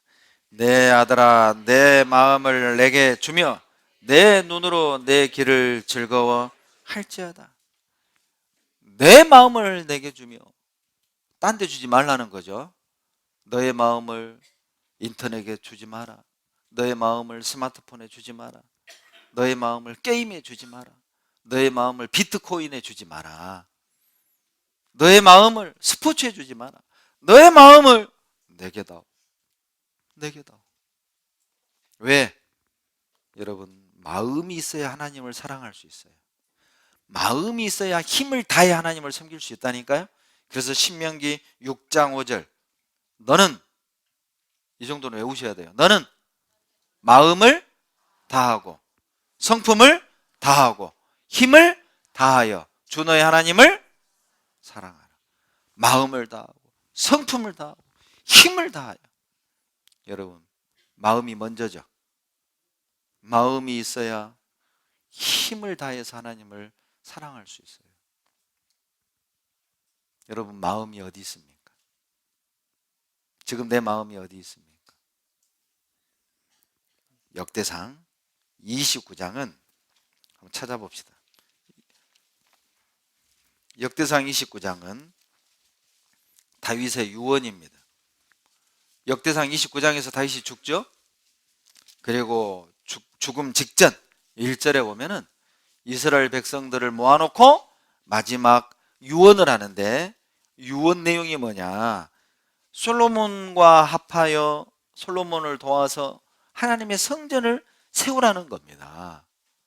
그런데 이 29장을 쭉 공부해 보면 네 가지 마음이 등장해요. 29장은 다윗의 유언인데, 다윗의 유언을 통해서 성전을 건축할 때 필요한 것이 무엇이냐? 성전이라면 우리에게 교회가 되겠죠? 성전이라면 우리 각자의 신앙이 되겠잖아요. 우리 각자의 신앙을 세우고 우리 북부교회를 온전히 세우는데 필요한 게 뭐냐? 돈이 아니다. 보석이 아니다. 뭐냐? 마음이라는 거예요. 첫째, 3절 어떤 마음이냐? 성전을 위하여 예비한 이 모든 것 외에도 내 마음에 내 하나님의 전을 뭐예요? 사모함으로. 첫째, 사모하는 마음이 필요합니다. 성전을 사모하는 마음이 있는 사람은 3절 후반부에 나의 사위의 금, 은으로 내 하나님의 전을 위하여 뭐예요? 드렸노니. 여러분, 사모하는 마음이 있는 사람은 즐겁게 드려요. 성전을 건축하는 데 필요한 건 사모하는 마음이에요. 여호와의 집을 짓자. 하나님을 경배하는 장소를 세우자. 두 번째, 어떤 마음입니까? 14절, 즐거운 마음입니다. 즐거운 마음. 29장 14절 나와 나의 백성이 무엇이간데 이처럼 즐거운 마음으로 들을 힘이 있었나이까? 여러분, 즐거운 마음이 필요해요. 억지로 하는 거 말고 자원해서 드리는 그런 마음 말입니다. 그리고 세 번째 마음이 필요합니다. 17절 같이 읽겠습니다. 나의 하나님이여, 주께서 마음을 감찰하시고 정직을 기뻐하시는 줄을 내가 아나이다. 내가 정직한 마음으로 이 모든 것을 즐거이 드렸사오며. 됐어요. 무슨 마음이라고요? 정직한 마음. 누가 보든 안 보든 변함이 없는 그런 마음. 항상 죽게 하는 마음. 정직한 마음. 그 마음이 있으면요, 성전 세우는 거예요. 돈 없어도 성전 세워요. 돈으로 세우는 게 아니라 마음으로. 사모하는 마음, 즐거운 마음, 정직한 마음. 그리고 마지막 네 번째 마음이 19절에 나옵니다. 같이 읽겠습니다. 또 내 아들 솔로몬에게 정성된 마음을 주사 주의 계명과 법도와 율례를 지켜 이 모든 일을 행하게 하시고 내가 위하여 예비한 것으로 전을 건축하게 하옵소서. 정성된 마음.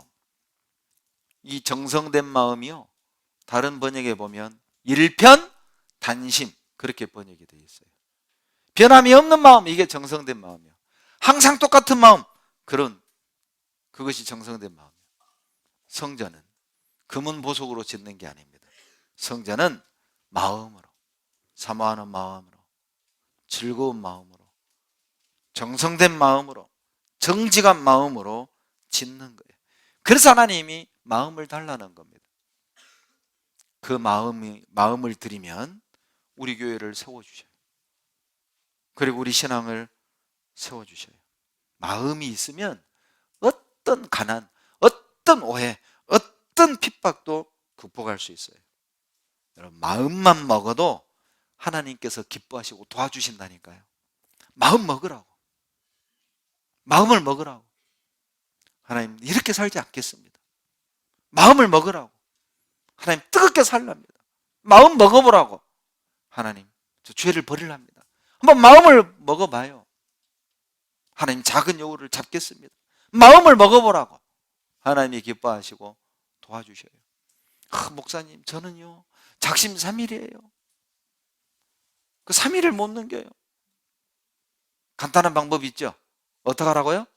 3일마다 작심하라고. 그럼 되잖아. 뭐가 걱정이에요. 여러분, 의인은요 안 넘어지는 게 의인이 아니에요. 의인이 어떤 사람이죠? 다시 일어서는 사람이 의인이라니까요. 의인은요 안 넘어지는 사람이 아니에요. 잠언 찾아봅시다.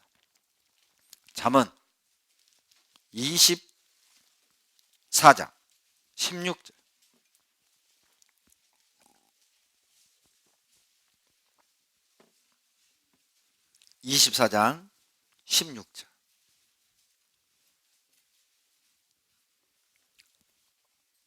24장 16절. 같이 읽습니다. 대저 의인은 7번 넘어질지라도 다시 일어나려니와 악인은 재앙으로 인하여 엎드러지느니라. 대저 의인은 안 넘어지려니와, 이게 아니잖아요. 대저 의인은 7번 넘어질지라도 다시 일어나려니와. 의인은 일어나는 사람이에요. 안 넘어지는 사람이 아니에요. 여러분, 7번 넘어졌다고 한탄하지 말고, 7번 넘어졌다고 절망하지 말고, 7번 넘어졌다고 포기하지 말고, 7번 넘어졌다고 우울해하지 말고, 7번 넘어졌다고 의심하지 말고 다시 일어설 마음을 가지세요. 다시 일어서자. 다시 돌아가자. 내가 다 없앴지만 아버지께로 돌아가자. 탕자처럼. 아버지 재산 다 없이 하고 돌아오는 탕자. 아버지가 어떻게 해줬어요? 멱살 잡고 야 이놈아 내 돈 내놔 그랬어요? 살았다. 죽었던 아들이 살아났다. 목을 안고 입을 맞추고 손을 잡고 가락지를 끼우고 옷을 입히고 신을 신기고 잔치를 벌였습니다. 일어나서요. 다시 시작하세요. 여러분, 죄를 짓는데 익숙해지면 안 됩니다. 절망하는데 익숙해지면 안 돼요. 그냥 봉사하는데 습관처럼 익숙해지면 안 돼요. 찬양대가 그냥 늘 부르던 그 찬양 익숙해지면 안 된다고. 교사들이 항상 했던 그 공과 익숙해지면 안 된다고. 경외함으로, 두려움으로. 여러분, 익숙해지면 위험해져요. 사무엘상 6장을 봅시다. 사무엘상 6장 19절.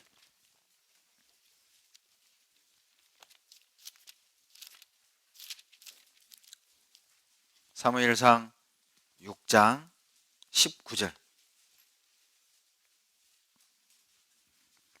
구약 417페이지 같이 읽겠습니다.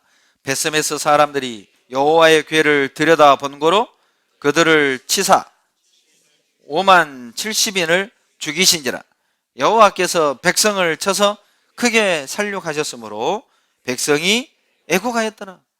여러분, 처음 베스메스에 이 언약궤가 왔을 때 사람들은 두려워 떨었습니다. 두려워 떨었어요. 그런데 처음 언약궤가 왔을 때는 벌벌벌 떨던 베스메스 사람들이 하루 보고 이틀 보고 3일 보고 4일 보고 5일 보고 자주 보다 보니까 익숙해져 버린 거예요. 이제는 두렵고 무서운 게 아니라 궁금해졌어요. 저 괴짝 안에 뭐가 들었을까? 궁금해진 거예요. 그리고 급기야 언약궤를 열었습니다. 그 결과 5만 7,070인이 죽임을 당했어요. 익숙해진 겁니다. 경외심은 사라지고 늘 가까이에서 보는 언약궤에 익숙해진 거죠. 그리고 열어본 거예요. 비슷한 사람이 사무엘상 2장에 나오죠. 바로 엘리야의 두 아들입니다. 홈니 비느하스죠. 이 두 아들은 불량자였어요. 어떤 습관이 있었느냐? 하나님께 드릴 제물을 먼저 쇠갈고리로 찍어가지고 솥에서 걸리는 것을 먼저 자기가 갖다 먹었어요. 그래서 사무엘상 2장 13절에는 2장 12절에는 엘리의 아들들은 뭐라고요? 불량자라. 불량자라. 그들에게 이러한 습관이 있었으니 습관이 있었어요. 하나님께 드려야 될 것을 먼저 취해가는 습관이 있었다니까요. 사무엘상 2장 봅시다. 12절 13절 엘리의 아들들은 불량자라 여호와를 알지 아니하더라. 그 제사장들이 백성에게 행하는 습관은 이러하니 어떤 습관이냐? 16절 같이 읽습니다.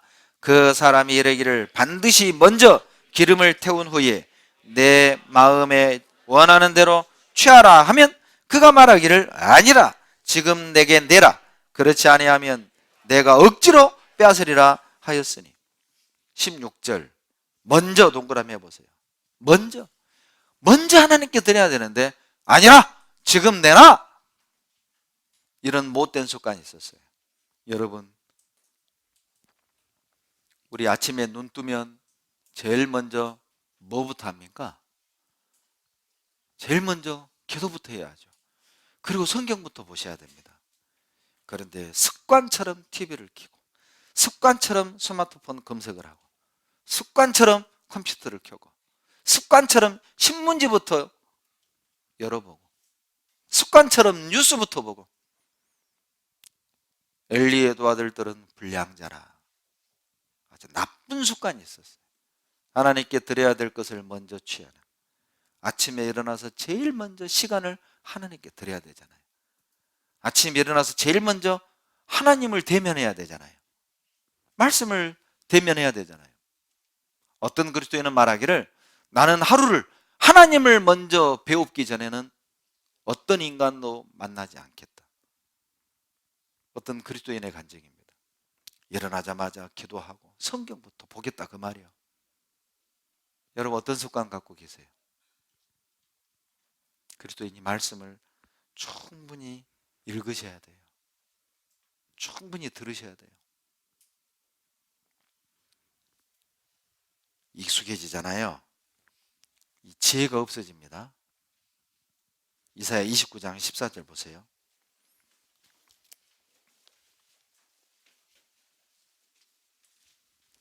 익숙해지면 하나님이 지혜를 뽑아버립니다. 이사야 29장 14절에 그러므로 내가 이 백성 중에 기이한 일 곧 기이하고 가장 기이한 일을 다시 행하리니. 같이 읽죠.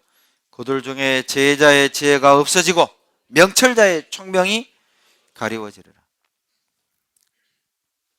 습관적으로 신앙생활을 하고 다 안다고 생각을 하고 그리고 하나님께 드리는 그 예배와 경배를 익숙해져 가지고 경외함도 없고 두려움도 없고 그냥 대충 총명과 지혜를 빼버린 거예요. 제가 아는 어떤 자매님은요, 구원을 받고 처음 이제 주일 주방 식당 봉사가 딱 배정이 됐대요. 밥을 해야 돼, 밥을. 이분이 토요일 저녁부터 잠이 안 왔대요. 형제자매들 밥을 해야 된다는 생각에. 그리고 아침 일찍 교회를 나왔답니다. 그리고 식당에 들어오자마자 기도부터 탁 무릎 꿇고 하고요. 기도를 어떻게 했냐? 밥솥 있잖아요. 밥솥을 탁 끌어안고 기도했대. 하나님, 오늘 밥 잘 되게 해주십시오. 첫 봉사를 그렇게 시작했대요.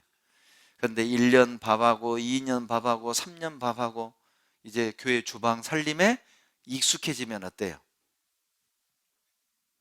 이제 이 일만 보여요. 일만. 양파 까야 되고 파 다듬어야 되고 일이 많으니까 기도는 대충 도와주세요. 하고 이제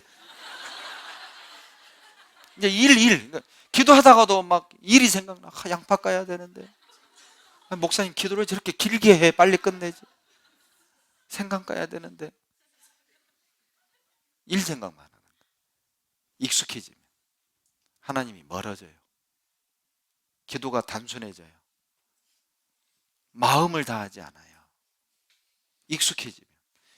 익숙해지는 걸 두려워하십시오. 처음 구역장 조장할 때는 제가 어떻게 합니까? 저는 부족해서 안 됩니다. 너무너무 두려워서 구역 모임 있기 전날 밤 할 기도도 써보고 기도도 써보고 이제 대표 기도를 해야 되니까 어떤 말씀으로 교제할까? 막 말씀도 막 공부하고 애들 머릿돌 갖다가 읽어보고 1년 구역장하고 2년 구역장하고 3년 구역장 하면은요 익숙해집니다. 그 경외심이 사라져요. 능숙하죠? 교제를 인도하는 것도 능숙하고 유머도 할 줄 알고 그냥 좌중을 그냥 막 들었다 놨다도 할 줄 알아요. 그런데 기도는 안 해요. 사람은 웃길 수 있지만 하나님을 웃게 할 수는 없습니다. 두려운 거예요. 제가 그걸 늘 두려워합니다. 자주 집회를 하다 보면 익숙해져요. 자주 설교를 하다 보면 익숙해진다니까요. 말은 잘할 수 있습니다. 그러나 감동을 줄 수는 없어요. 말 잘한다고 영원히 사는 게 아니잖아요. 주님께서 역사하셔야 돼요. 그게 두려운 거예요. 두려워하셔야 됩니다. 익숙해지지 않도록. 구역 모임에 동참하는 게 익숙해지지 않도록. 주방 봉사가 익숙해지지 않도록. 매점 봉사가 익숙해지지 않도록. 성경 강연회가 익숙해지지 않도록. 두려워하셔야 됩니다. 늘 처음처럼. 15절 보시죠. 이사야 29장 15절 같이 읽습니다. 화 있을진저 자기의 도모를 여호와께 깊이 숨기려 하는 자여 그 일을 어두운 데서 행하며 이르기를 누가 우리를 보랴 누가 우리를 알랴 하니 익숙해지잖아요. 습관적인 신앙생활 하잖아요. 무지하게 됩니다. 누가 우리를 보랴 누가 우리를 알랴. 죄를 지으면서도 누가 알랴. 분별력이 사라지는 거죠. 옳고 그름을 분별하는 지혜가 점점 사라져요. 익숙해지면 간절함이 없어지면 경외심이 사라지면 부주의하게 되는 거죠. 여러분 익숙해지잖아요. 은혜를 당연하게 생각합니다. 은혜를 당연하게 생각해요. 감사함이 없어요. 이런 실험을 했습니다. 어떤 부자가 매일 어떤 마을을 지나갔어요. 그 마을을 지나갈 때마다 집집마다 대문에 10만 원씩을 꼽아놨어요. 그리고 동네 사람들이 나와보니까 10만 원이 있어요. 그 다음날 일찍 사람들이 대문 앞에 기다렸대요. 누가 돈을 두고 가나 보자. 어떤 부자가 지나가면서 또 집집마다 10만 원씩을 꼽는 거예요. 사람들이 나와서 이거 왜 이걸 우리 집에 꼽아놓고 가냐고. 그냥 드리는 거라고. 이거 받아도 됩니까? 괜찮습니다. 아이고 감사합니다. 그리고 이제 그 다음날부터 나와보도 안 해요. 꼽아 있으면 당연하게 이제 호주머니에 챙겨서 가서 써요. 한 달을 그렇게 했어요. 한 달 동안을 매일 10만 원씩을 꼽았어요. 그리고 이제 한 달이 딱 지나고 그 다음 달 1일 날 이 부자가 집집마다 땡전 한 푼도 꼽아놓지 않고 그냥 지나갔어요. 사람들이 나와서 당연히 쓸 거라고 생각을 하고 봤는데 돈이 없는 겁니다. 왜 오늘은 안 꼽아놨어? 그리고 그 다음날 아침 일찍 일어나서 부자를 딱 대문에서 기다렸어요. 아니나 다를까 부자가 오는데 그냥 쑥 지나가는 겁니다. 지나가는 부자를 불렀습니다. 이보세요. 예. 왜 돈 안 꼽아놓고 가요? 당연해진 거예요. 그 은혜인데 왜 안 주냐고. 여러분, 안 줘도 할 말이 있어요, 없어요? 없어요. 그런데 왜 안 주냐고. 하나님의 은혜에 우리가 너무 익숙해져서 은혜인 줄 모르는 거예요. 여러분, 우리가 걷는 게 은혜임을 알고 싶습니까? 걷지 못하는 사람에게 물어보십시오. 은혜라고 말할 겁니다. 우리가 보는 것이 은혜임을 알고 싶습니까? 시력을 잃어버린 사람들에게 물어보세요. 그들은 볼 수 있음이 은혜라고 말할 겁니다. 말할 수 있는 것이 은혜임을 알고 싶습니까? 말할 수 없는 이들에게 물어보십시오. 그들은 은혜라고 말할 것입니다. 우리는 익숙해 있어요. 듣는 걸 그냥 당연하게 생각하고, 보는 걸 당연하게 생각하고, 말하는 걸 당연하게 생각하고, 걷는 걸 당연하게 생각하고, 숨 쉬는 걸 당연하게 생각하고, 지금 이 집에 사는 걸 당연하게 생각하고, 지금 이 직장을 당연하게 생각하고, 내가 당연히 받을 것을 받는 것처럼 그 환경이 깨지고 조건이 무너지면 하나님 왜 안 줘요? 하나님 왜 안 주는 거예요? 우리는 할 말 없습니다. 주면 감사하고 안 줘도 어쩔 수 없고, 그런데 우리는 원망하잖아요. 왜 안 줘요? 할 말 없습니다. 익숙해지면 은혜를 몰라요. 익숙해짐에서 벗어나십시오. 이사야 66장 5절입니다. 이사야 66장 5절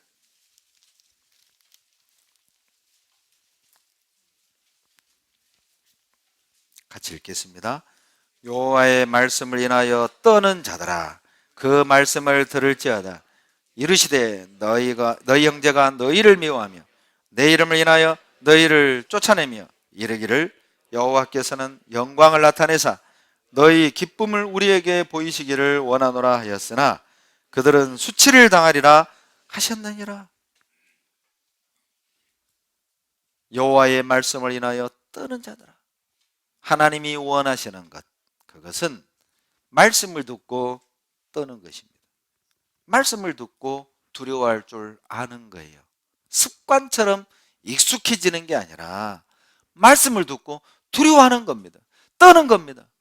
내가 문제가 있었구나. 오늘 말씀을 듣고 떨어야 합니다. 내가 마음을 들이지 않았구나. 내 마음에 문제가 있구나. 내가 엉뚱한데 마음을 두고 살았구나. 많은 사람들이 여러분 이 시대에 성전에 나와서 제사를 지냈습니다. 그리고 선지자들의 가르침을 들었습니다. 그러나 그들 중에는 말씀을 듣고 떠는 사람들이 따로 있었어요. 모두가 다 말씀을 듣고 떨었던 것은 아닙니다. 말씀을 듣고 떠는 자들이 따로 있었습니다. 말씀을 듣고 떠는 것이 익숙함의 위험성에서 벗어나는 방법이에요. 이사야 66장 10절 보시죠.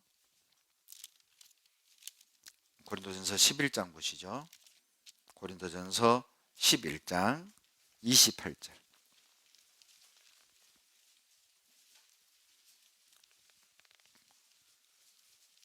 고린도전서 11장 28절.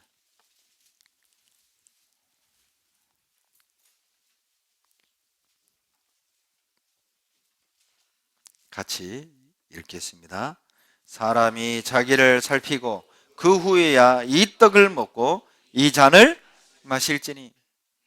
성찬식을 하는 이유 중에, 목적 중에 하나가 뭐냐면 자기를 살피는 시간이에요. 떡을 떼고 잔을 마시기 전에 먼저 자기를 살피는 겁니다. 형제를 용서했는가? 주님을 사랑했는가? 내가 복음을 전하고 있는가? 하나님 앞에 드려야 될 것을 드리고 있는가? 숨은 죄는 없는가? 여러분, 자기를 살피는 시간이에요. 익숙함의 위험성에서 벗어나는 방법, 자기를 매일 살피십시오. 자기를 점검하십시오. 내가 마음을 다해 하나님을 사랑했는가? 내가 오늘 말씀을 묵상했는가? 말씀에서 받은 교훈은 있는가? 말씀에서 어떤 찔림을 받았는가? 자기를 점검해야 됩니다.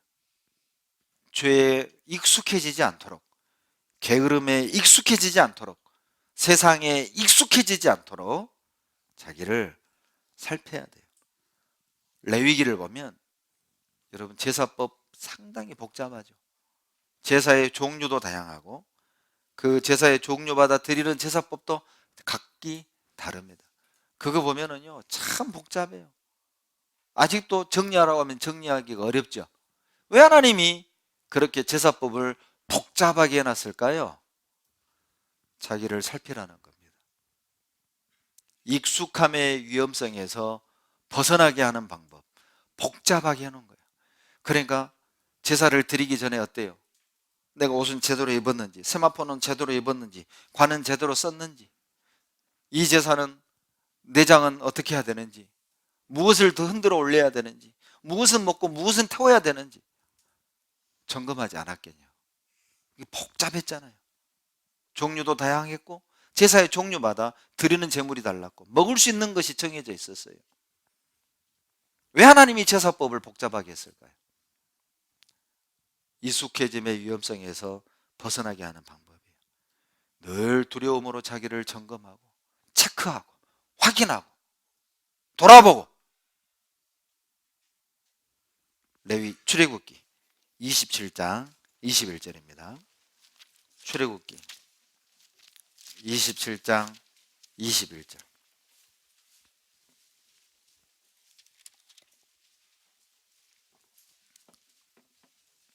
(27장 21절) 같이 읽겠습니다. 아론과 그 아들들로 회막안 증거궤 앞 휘장 밖에서 저녁부터 아침까지 항상 여호와의 앞에 그 등불을 감금하게 하라. 이는 이스라엘 자손의 대대로 영원한 규례니라. 여러분, 성소에 금촛대 있었잖아요. 그 촛불이요, 사시사철 꺼지지 않도록 아론과 그 아들들은 매일 점검해야만 했습니다. 켜져 있는가? 그 7등대가 안 꺼지고 잘 타고 있는가? 항상 수시로 체크하고 점검하고. 그건 우리에게 뭘 의미할까요? 여러분, 우리 마음속에요, 복음의 빛이 꺼지지 않도록 항상 자기를 살펴야 됩니다.